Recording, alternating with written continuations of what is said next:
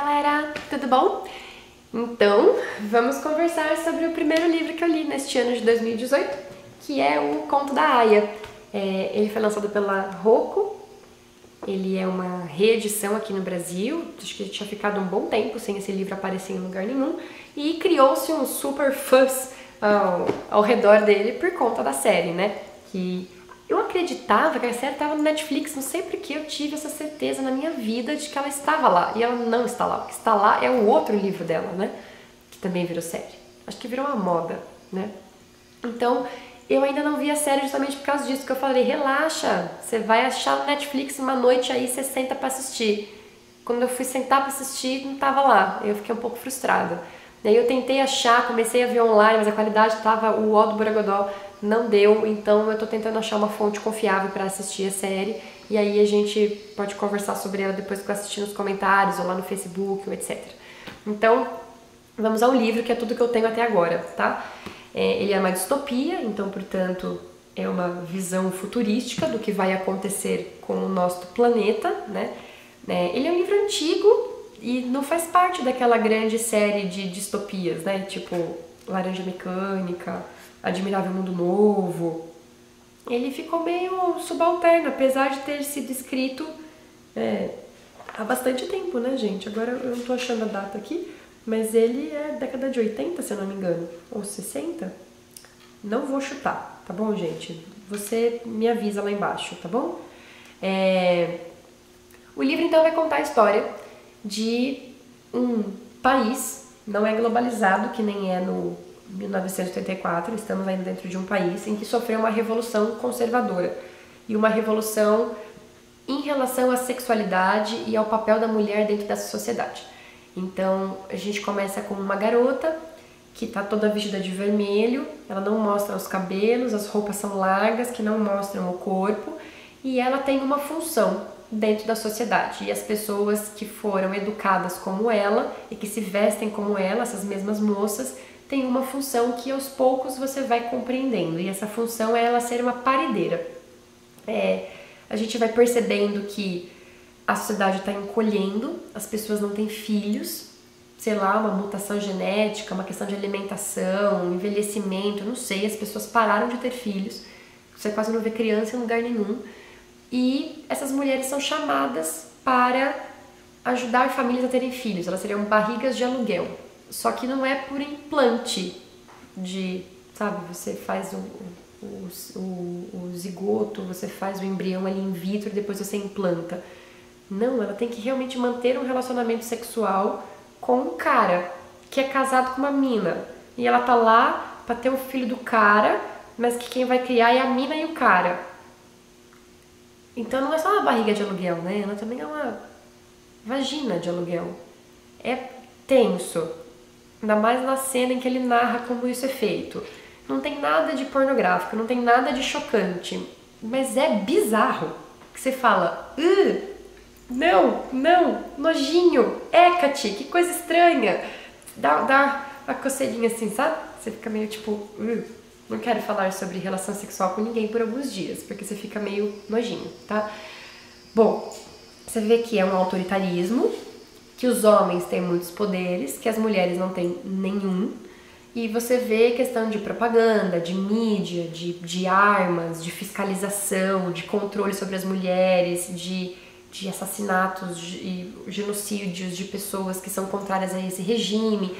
E ela tá numa casa servindo como uma aia, como uma moça que tá lá para ter filhos, e aos poucos ela vai se lembrando do passado. Então a gente tem o momento presente dela lá, a gente tem o flashback que ela faz do passado dela, e você vai descobrir que ela já tem uns 30 e poucos anos, que ela não é tão jovem assim quanto a gente imagina, e que ela já teve um marido, e que ela viveu a revolução. Ela viu o que era o mundo antes e o que é o mundo agora. E ela vai contando pra gente ao longo da história como que essa revolução foi dando indícios de que ela estava para acontecer e como as pessoas não estavam fazendo nada a respeito. E é isso que é o mais assustador, porque os indícios que ela vai dando são indícios que a gente vê no nosso mundo hoje. E que você fala, será? tomara que não. É aí que o livro fez sentido pra mim, porque a hora que ela chegou mais pro final e que daí ela começou a efetivamente falar sobre o dia em que a revolução aconteceu e o dia em que a vida dela mudou, e você fala, gente, a televisão faz isso. Eu já li um artigo falando sobre isso. Eu já vi uma pessoa na rua comentando um troço sobre esse, defendendo esse pensamento, que depois que tudo foi extravasado e aumentado à 10ª potência, virou essa sociedade bizarra em que as pessoas estão vivendo. É tenso, gente. É muito tenso quando você vê aquela distopia se aproximando da sua realidade. Você vê que ela tem fundamento. Ela saiu, obviamente, de maneira muito exagerada, mas ela saiu de uma questão real e de um pensamento muito machista. Advém de um movimento feminista e que as mulheres começaram a lutar para poder usar a roupa que quisesse, para poder se relacionar sexualmente e afetivamente com quem quisesse, e de se não quisesse ter filhos, não ter filhos, e luta a favor do aborto. E você vê todo esse bando de discussão que a gente está fazendo hoje, o como isso pode, talvez um pouco exagerado, mas que ele possa caminhar para um local muito diferente do que nós mulheres feministas queremos. E de que é o ponto de que o sexo vai se transformar numa coisa não mais mistificada e mitologia, medo, nossa, quase uma religião ao redor do sexo. Todo mundo tem medo de falar, coisa feia, pudor, tabu. Sabe, se a gente se desmistificar, será que vai perder tanto a graça que as pessoas não vão mais querer fazer? Será que aí a gente vai parar de ter filhos? Será que só porque as mulheres querem ter o direito sobre o seu corpo de falar não quero ter filhos, não sou mais obrigada, vai realmente cair a população mundial ao ponto de ser alarmante? Será se o aborto for legalizado em todos os países, vai começar a rolar aborto loucamente, que mais ninguém vai nascer e a gente vai entrar em declínio da humanidade? Porque é essa situação apocalíptica que ela está mostrando. Essa parte do aborto e decréscimo da população eu achei um pouco, meio calma, moça. Né? Ainda mais porque os estudos dizem o contrário disso, né? Principalmente quando a gente fala sobre legalização do aborto.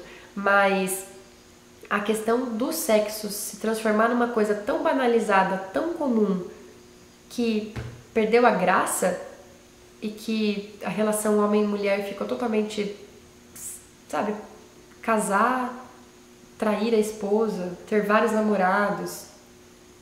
Dane-se! Daí que eu falei, nossa, né, será que quando a gente desmistifica vira uma coisa tão banal que ela fica sem graça? Acho difícil. Ainda mais porque, tá bom, se o sexo ficasse sem graça, a gente podia focar mais na questão sentimental, né? E melhorar os nossos relacionamentos. Não sei se também é estupidez pensar assim, mas não sei o que você acha. Você acha que a gente tem essa possibilidade? Será que o ser humano é tão animal reprodutor que a questão da atração sexual nunca vai diminuir, mesmo se for fácil obter uma relação sexual com qualquer pessoa?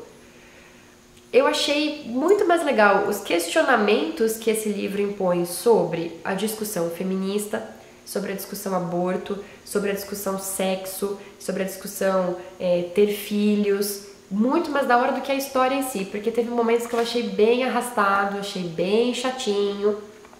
Não foi um livro que eu gostei muito, assim, não. Eu ainda prefiro Admirável Mundo Novo. Estupidamente, o 1984 é melhor.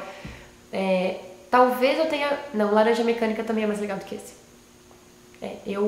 Esse aqui não tá na minha lista de favoritos de distopia, não, tá? Mas eu gostei da questão, vamos centrar numa distopia ao redor do universo feminino. E vamos ver o que dá, sabe? Achei legal. Me disseram que a série é mais legal do que o livro, é verdade? Que me disseram que a série tem mais coisas violentas, explícitas, tensas. E eles alargaram o livro, né, pra caber em tantos episódios, assim. Mas o que você acha? Você que leu, você que já viu a série, me dá uma dica aí. Eu gostei, mas achei a linguagem meio borocochô. Então, a estrutura do livro eu achei bacana, sabe? De você ir descobrindo aos poucos, de você vendo o terrorismo aos poucos e a possibilidade dela de tentar lutar por uma outra vida, né, ao longo do caminho, dela também ir perdendo as memórias dela e se desconectando daquilo porque não vai mudar. Então vamos lá tentar uma outra coisa mesmo. E você vê que ela vai se desprendendo, é triste. Gostei, não amei. tá? Talvez por quê? Porque eu sempre leio as coisas atrasadas, né? Quando todo mundo tá lendo negócio, eu tô lendo outra coisa pro trabalho. É a hora que sobra férias, tempo pra ler isso aqui, todo mundo já leu, eu vou lá, que da hora, não vejo a hora. Aí chego e fui com muita sede ao pote. Pode ser. O que você achou? Me conta, tá bom? Vamos conversar a respeito lá embaixo, tá? E quero fazer um comentário. Esse livro aqui, ele vai discutir questão de feminismo, vai discutir questão de aborto. Eu falei comentários a respeito disso aqui. E quero deixar bem claro, gente, que questão de política e questões filosóficas, eu não sou favorável a isso, legal, tá? Eu acho que a gente tem que aprender a respeitar as opiniões dos outros, então eu vou respeitar a sua, caso você não concorde com a minha, eu vou pedir pra você respeitar a minha de volta. E não, eu não vou ficar discutindo política lá embaixo, porque teve uns vídeos aí que eu me pronunciei, ou nem me pronunciei na verdade, né, gente? Nos vídeos que a galera andou comentando, eu só falei sobre o que o vídeo falava sobre aquele episódio político da história e veio um bando de gente perguntar várias coisas sobre comunismo, capitalismo. Imagina, o fulano não é um herói. Gente, sem paciência, ainda mais nesse ano em que as coisas, vocês já viram, né, que vão pegar fogo. Esse ano vai ser um ano muito difícil a gente chegar até outubro sem mortes, ainda amando os membros da família, sem as pessoas pegarem uma arma e sair derrubando o helicóptero de futuros candidatos à política e à presidência. Esse ano vai ser difícil, né, gente? Então, como vai ser um ano difícil, eu vou pedir para que quando a gente for conversar sobre essas questões que, dividem muitas pessoas, tipo religião, não religião, aborto, não aborto, feminismo, não...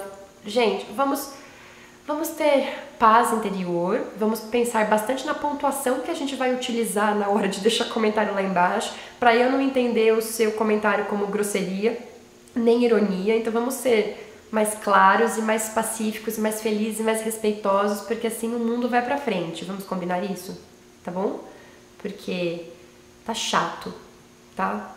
Teve alguns vídeos... Eu dei uma sumida, tá, gente? No final do ano passado, acho que vocês repararam, eu fiquei uns 2 meses aí desaparecida. Por quê? Porque tem muita gente que posta comentário ali embaixo, eu sei que são irrisórios, é um ou outro ali, de um bando de comentário legal, de conversas que a gente mantém, de dicas que a gente troca, mas tem um ou outro comentário que eu falo, velho, você honestamente gastou o seu tempo pra escrever isso? Pra atacar uma pessoa aleatoriamente? Isso me irrita de uma certa maneira que eu falo, nossa, quanta gente ou desatarefada ou com tanto ódiozinho no coração, né? E eu fiquei um pouco chateada. E isso me deu um desânimo e eu perdi vontade de fazer vídeos. Aí eu fiquei 2 meses meio borocochô e evitando de olhar pra uma câmera, porque eu falei, pra quê? Sabe, pra abrir margem pras pessoas lá embaixo falarem asneiras, violentas, desproporcionais, assim? E foram asneiras, sabe? Comentários violentos mesmo, que eu falei, tipo, por que eu tô lendo isso? Então, desculpa o desabafo, mas, né? Vamos pregar a paz esse ano, de espírito, tudo bem? E eu sou muito favorável a uma coisa.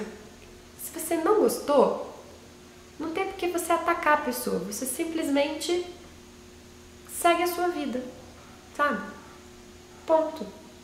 A gente não precisa brigar. A gente pode discutir, conversar.